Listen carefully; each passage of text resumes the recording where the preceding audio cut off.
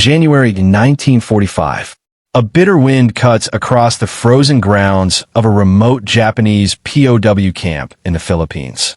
Wooden barracks, thinly insulated, shiver under the weight of frost, their windows rattling as the cold seeps inside. Inside one of the mess halls, the air smells faintly of boiled rice and canned meat, a stark contrast to the stifling fear that usually hangs over these halls. Rows of American soldiers sit shoulder to shoulder, utensils clinking against tin plates.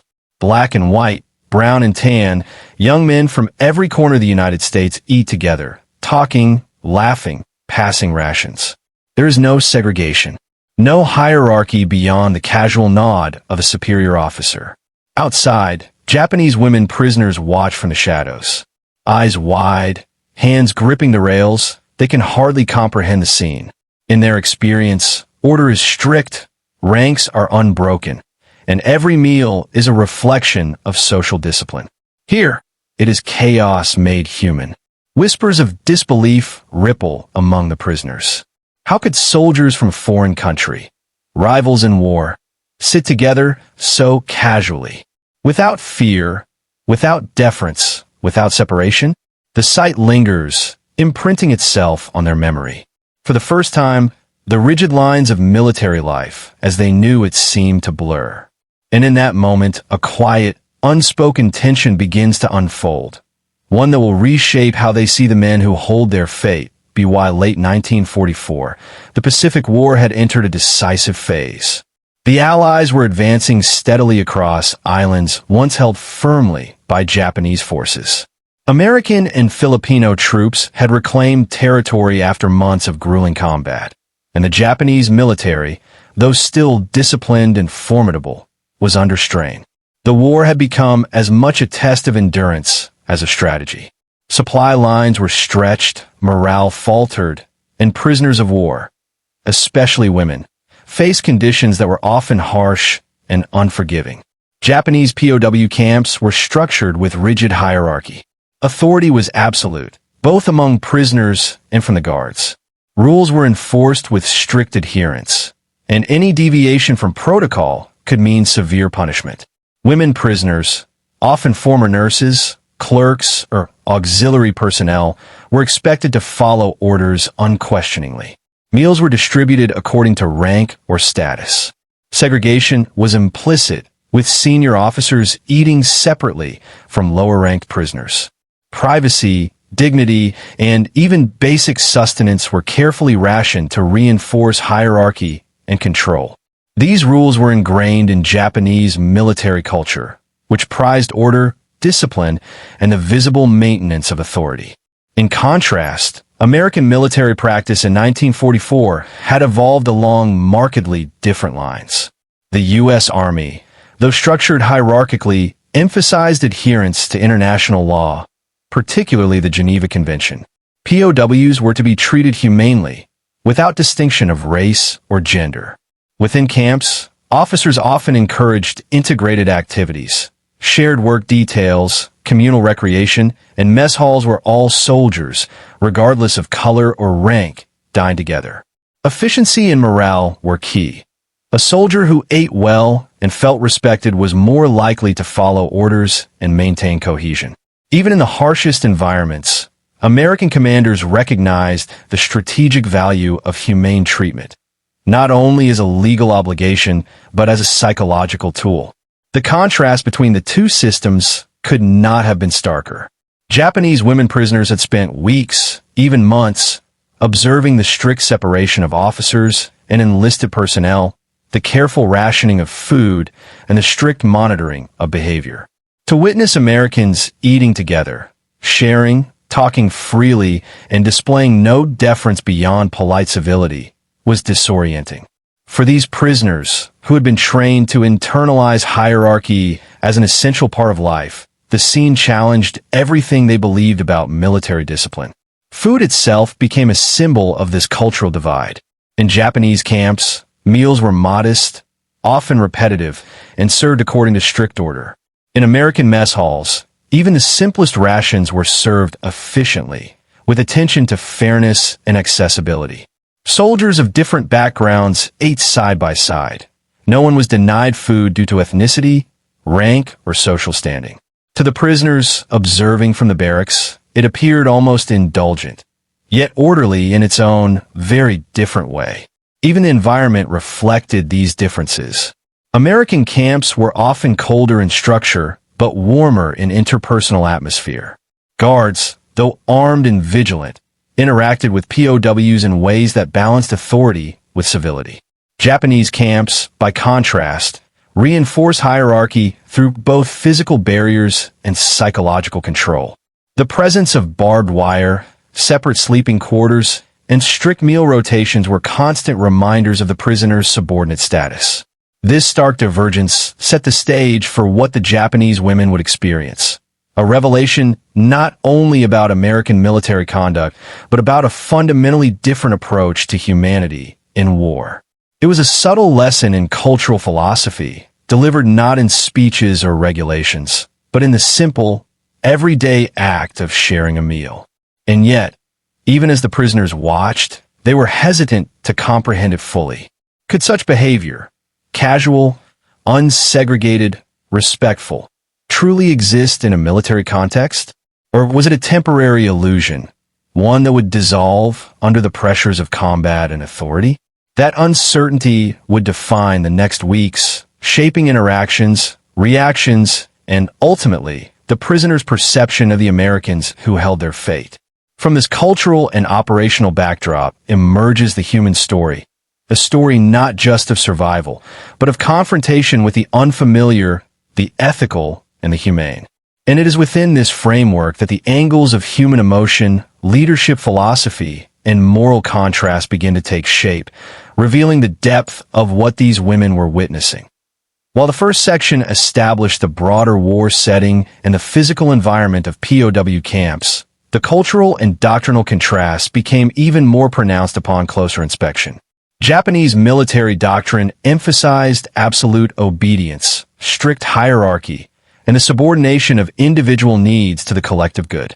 Every aspect of life within their military camps, including food, sleeping arrangements, and daily routines, reinforced this order. Women soldiers and auxiliary personnel were not exceptions.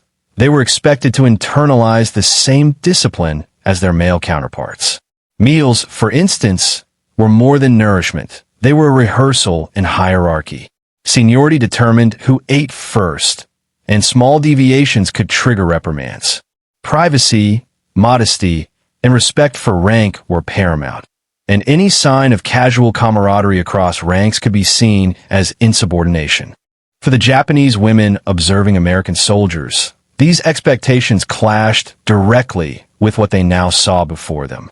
The Americans, by contrast, had developed operational habits grounded in efficiency, fairness, and morale.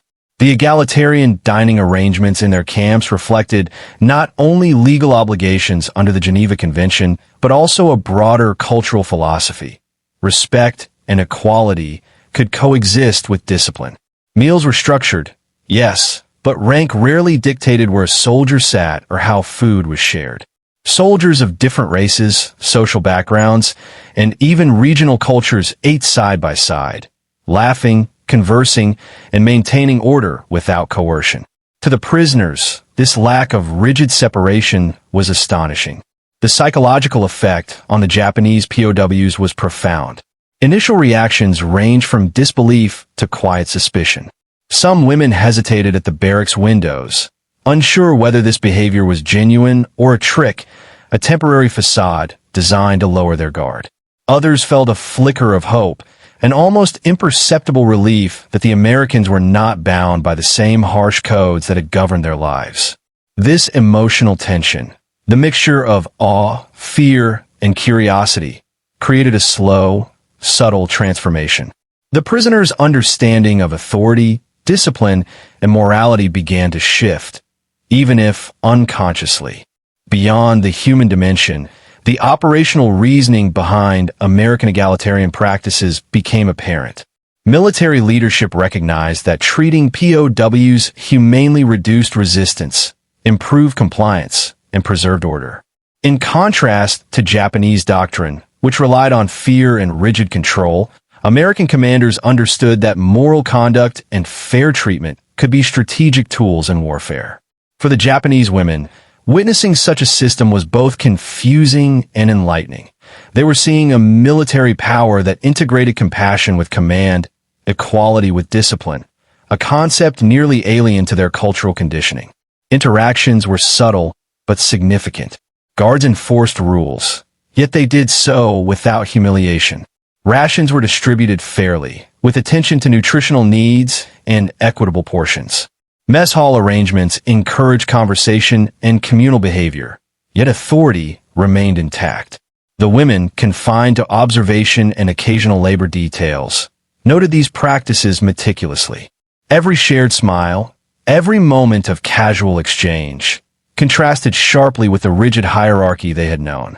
These observations would later become the foundation for their reflections and for historians' understanding of cross-cultural encounters in POW contexts.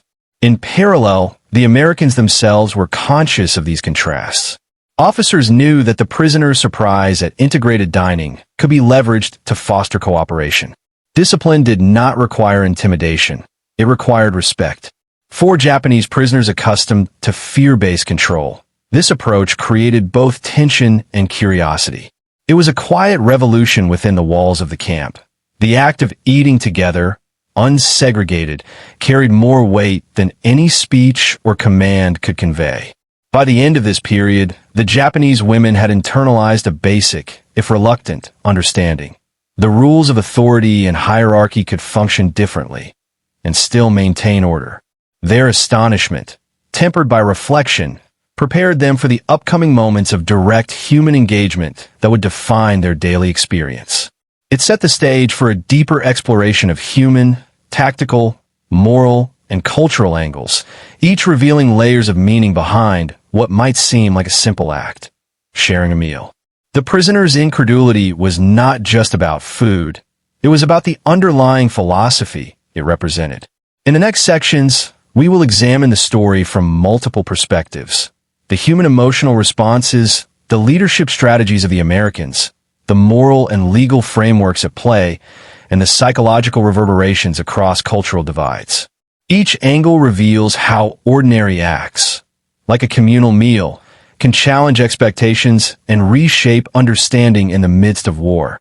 For the Japanese women in the camp, the sight of Americans dining together without segregation was jarring.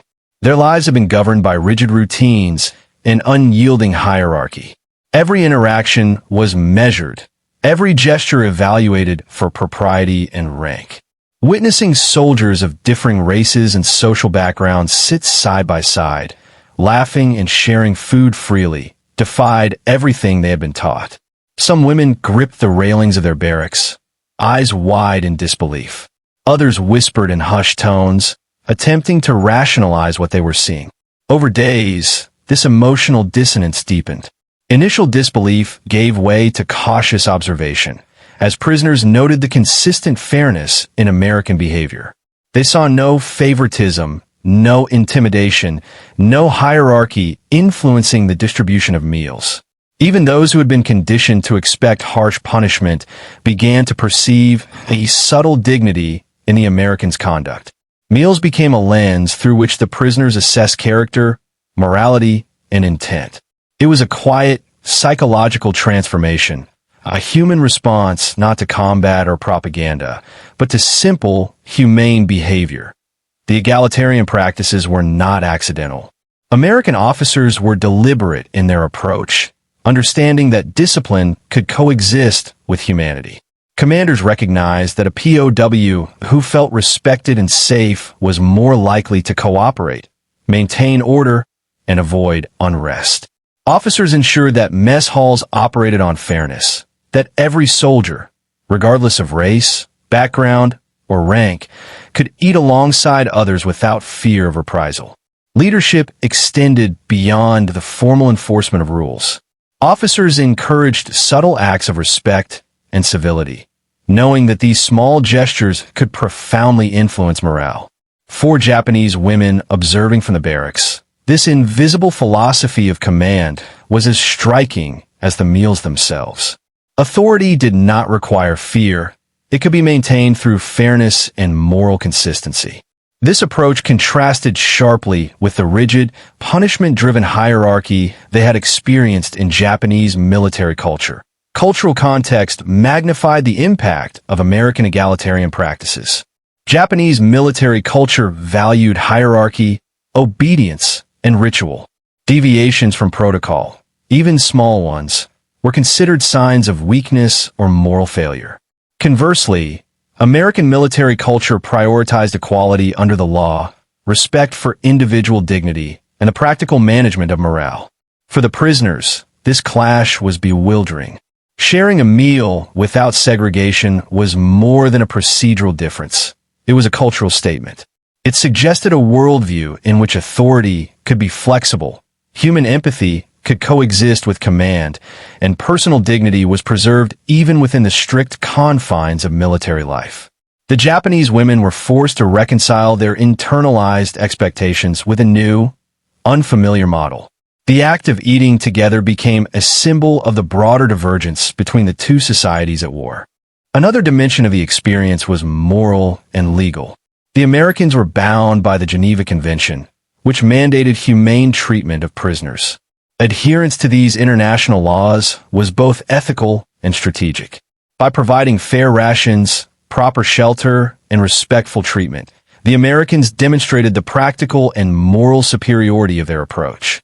The Japanese women, steeped in a culture where the Geneva Convention held little sway in daily practice, were confronted with a striking example of law in action. It was not theoretical, it was lived. They could see the principles embodied in everyday routines: orderly distribution of food, integrated seating, and the absence of favoritism. For many, it was the first time they had witnessed military authority exercised without fear or coercion as the primary tool. This moral dimension intensified their astonishment and framed the experience as more than a curiosity. It was a lesson in ethics as much as logistics. These angles, human, leadership, cultural, and moral, lay the groundwork for deeper exploration. Beyond observation, the Japanese women would begin to internalize and respond to the scene in ways that affected behavior, morale, and perception. The next angle section will examine tactical reasoning behind American practices and the psychological reverberations experienced by prisoners, leading directly into the climactic moments of recognition and realization within the camp. Beyond morality and culture, there was a clear tactical reasoning behind the Americans' integrated approach. Mess halls were not merely places to eat. They were logistical hubs designed for efficiency and order.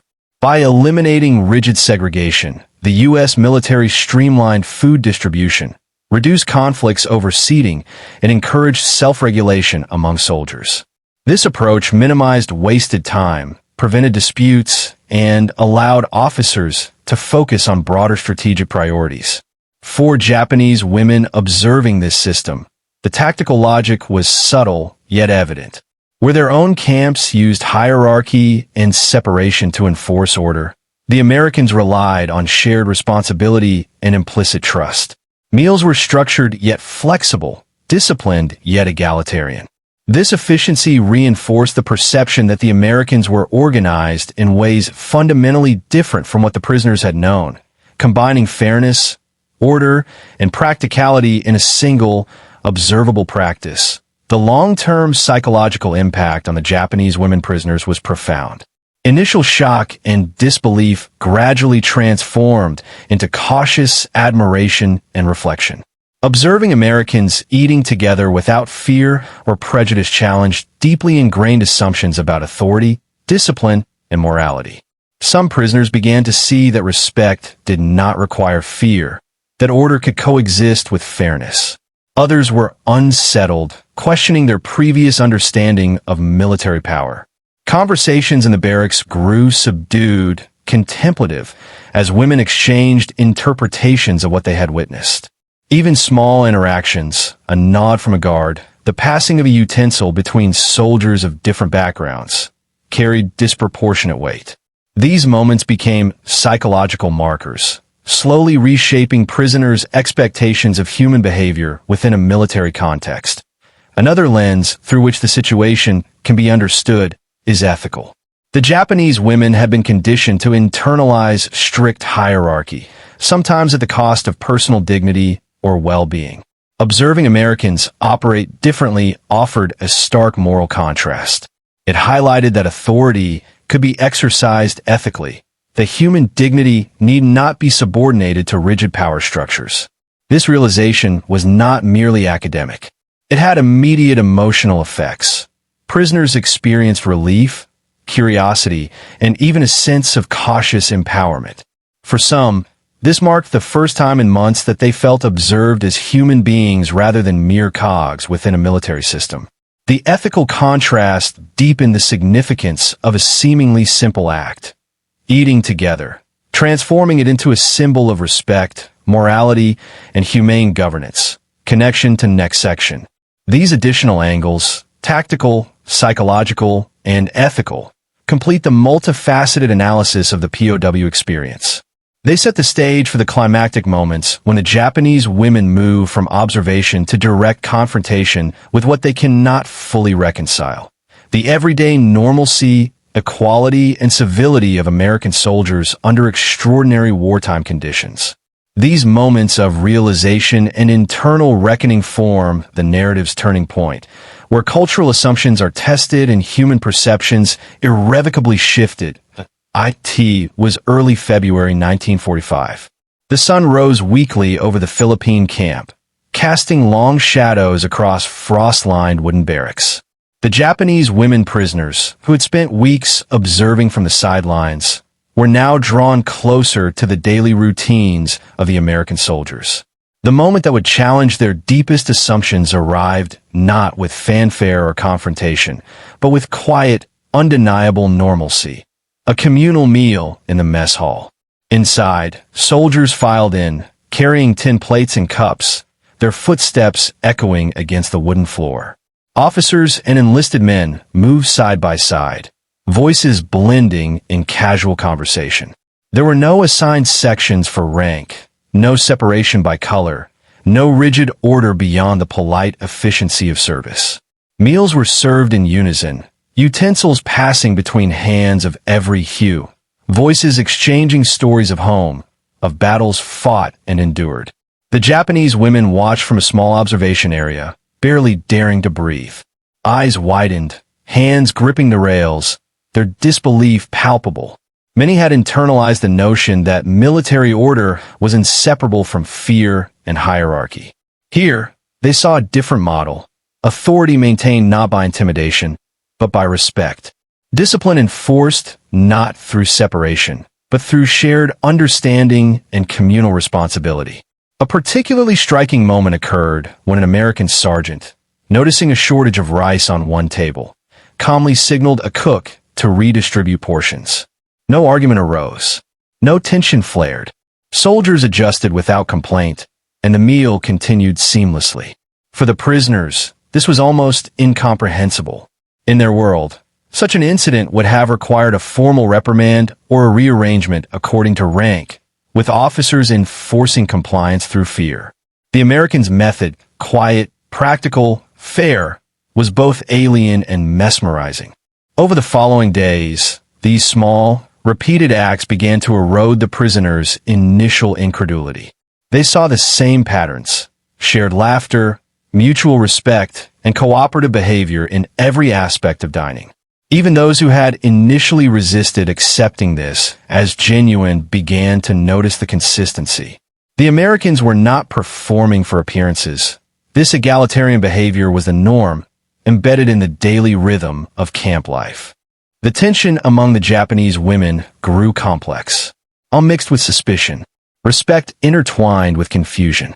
Could such a system function in wartime, where stakes were life and death? Could order truly persist without the strict enforcement mechanisms they had been taught were essential? Each meal became a subtle test, a psychological puzzle. Observing the Americans eating together, unsegregated, challenged their deepest assumptions about authority, morality, and human behavior. One prisoner, a former nurse in the Imperial Army, later recounted in her memoir how the scene at the mess hall changed everything I thought I knew about men and order. They ate, they laughed, they lived, and no one was afraid. I could not understand it, but I could not look away. Her words capture the essence of the turning point. The moment when disbelief shifts into reflection, when observation becomes internal confrontation. These meals were more than sustenance. They were acts of quiet pedagogy. Without instruction or sermon, the Americans demonstrated principles of fairness, civility, and shared humanity. The Japanese women, trained to expect the opposite, were forced to reconsider the very nature of military power.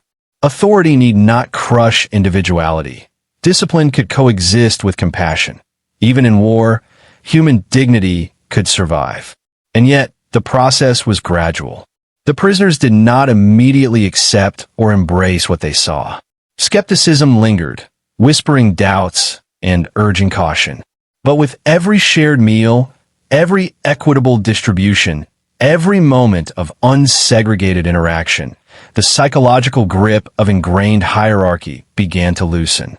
This was the camp's pivotal moment, a turning point where the ordinary act of eating together became a revolutionary lesson in ethics, psychology, and cultural understanding.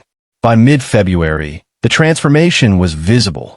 Prisoners moved more freely within observation areas, conversed quietly among themselves about the Americans' behavior, and even began small, cautious exchanges with guards. They had begun to internalize the idea that the rigid hierarchy they had known was not universal. That realization would set the stage for the subsequent consequences, both immediate and long-term, shaping morale, perception, and the very experience of captivity. The scene in the mess hall, repeated daily, was the crucible in which disbelief, curiosity, and reflection fused. It was not a battle of weapons or strategy, but a confrontation of culture, ideology, and human behavior. From this moment, the Japanese women would carry the memory of American egalitarianism forward, an indelible lesson that challenged everything they had been taught about authority and obedience. As February 1945 progressed, the initial shock experienced by the Japanese women prisoners evolved into a nuanced understanding, albeit one tinged with continued disbelief. The repeated observation of Americans dining together, unsegregated, respectful, and calm, created a subtle yet undeniable shift in the camp's atmosphere. What had once seemed impossible began to feel like an established reality. Small, seemingly mundane incidents illustrated this transformation. One morning, a Japanese woman noticed two soldiers of different racial backgrounds sharing a single plate when supplies ran low. Neither argued. Neither displayed irritation. Instead, they adjusted portions, smiled, and continued eating as if this were the most natural behavior in the world. For the prisoners, who had been accustomed to strict separations and rank-based allocation of food, this casual display of cooperation was revolutionary. It challenged the very foundation of their understanding, that hierarchy was absolute and fairness a secondary concern. Interactions between prisoners and guards also reflected this evolution. While the women were still restricted to observation or assigned labor tasks, the demeanor of the American soldiers toward them became consistently professional and humane. Simple gestures, a hand extended to assist with carrying a tray, a polite nod, the consistent adherence to equitable rules, demonstrated that authority did not need to be enforced through fear.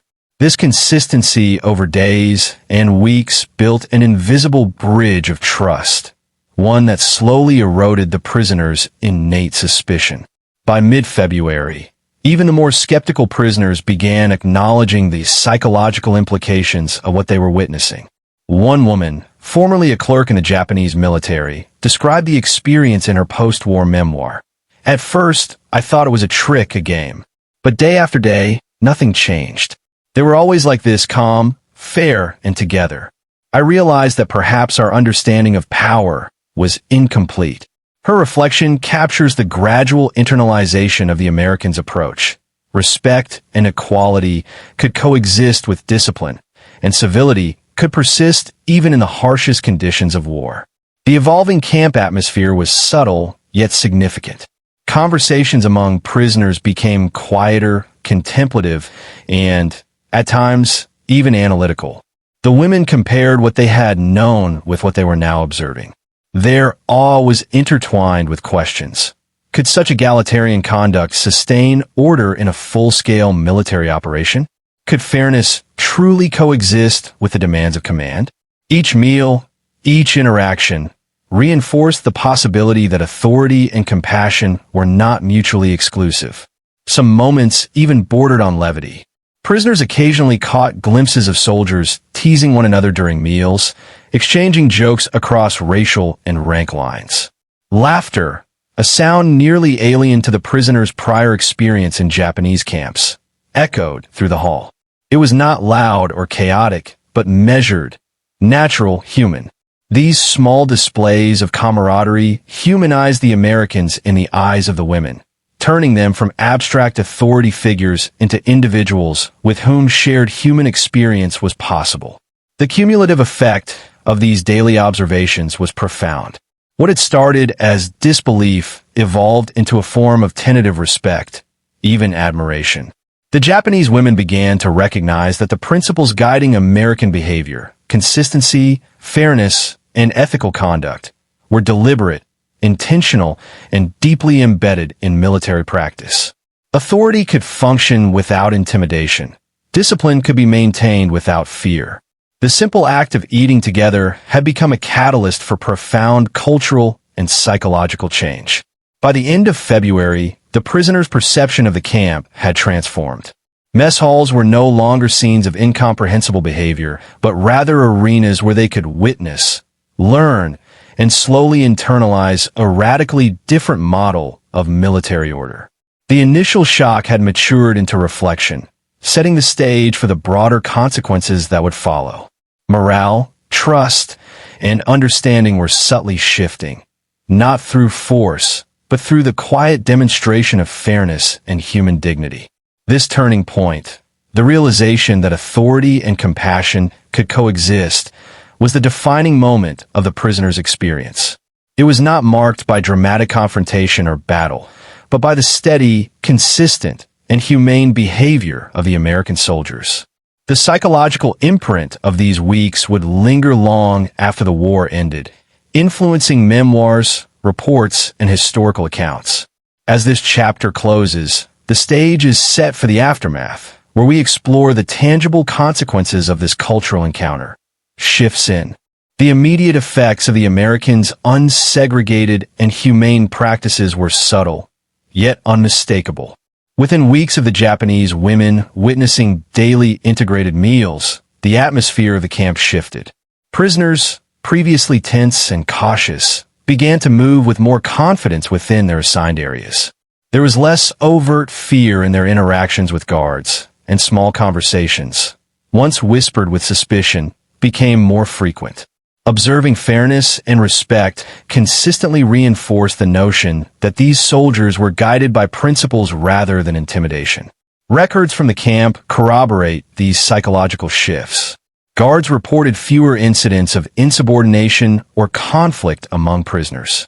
Work details ran smoother, as POWs responded more predictably to instructions delivered without coercion. American officers noted that compliance could be achieved without the need for harsh enforcement, a contrast to the Japanese approach, which relied on fear and constant surveillance. For many prisoners, the realization that order could be maintained without humiliation or punishment was both confusing and enlightening. Food distribution, which had been a source of stress and competition in many other camps, became an unexpected tool for stability.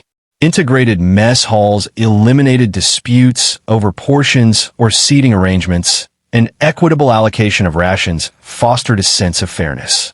The Japanese women, conditioned to expect scarcity, separation, and favoritism, began to see food as more than sustenance. It became a symbol of humanity and order. They watched as soldiers shared resources without resentment, sometimes improvising to ensure that everyone received a fair share. The prisoners' morale improved incrementally, though not uniformly. While awe and cautious respect grew among most, A few women remained skeptical, questioning whether such behavior could persist under wartime pressures. Yet even the skeptics could not deny the consistency of the Americans' conduct. Day after day, the unsegregated meals, polite interactions, and fair treatment continued. Slowly, the camp's environment became less rigid, less fearful, and more predictable, a testament to the practical and psychological impact of humane treatment. Quantitative data further underscores the effect. Reports from similar POW camps indicate that humane treatment correlated with higher compliance and lower rates of illness and unrest. Prisoners who received adequate food, fair treatment, and opportunities to observe respectful behavior demonstrated greater psychological resilience. While survival remained a challenge due to disease, exhaustion, and limited resources, the ethical and organized approach of the American soldiers reduced avoidable hardships. For the Japanese women, witnessing this system in action left a lasting impression, shaping their understanding of how military authority could coexist with morality. Even minor gestures carried disproportionate significance. A sergeant passing a clean plate to a prisoner who had missed a ration, a soldier offering a quiet word of encouragement, or the simple sight of officers sitting alongside enlisted men. These actions communicated respect and equity in ways that transcended language. The prisoners internalized these lessons slowly, noticing patterns, consistency, and intent. They began to see that authority, when exercised with fairness, could command respect without instilling fear. By the end of this phase, the camp's dynamics had subtly transformed. Prisoners exhibited less apprehension, guards managed interactions with more predictability, and officers found that moral conduct reinforced operational efficiency. The Japanese women's observations and reflections became microcosms of the broader lessons emerging from the American POW system. Ethical behavior, integrated practices, and humane treatment were not weaknesses. They were instruments of discipline, order, and psychological stability. As this section concludes, the stage is set to explore the longer-term consequences in Aftermath Section 2. Here, we will examine post-war reflections, memoirs, and broader cultural and strategic impacts, showing how the lessons of humane treatment resonated far beyond the immediate confines of the camp.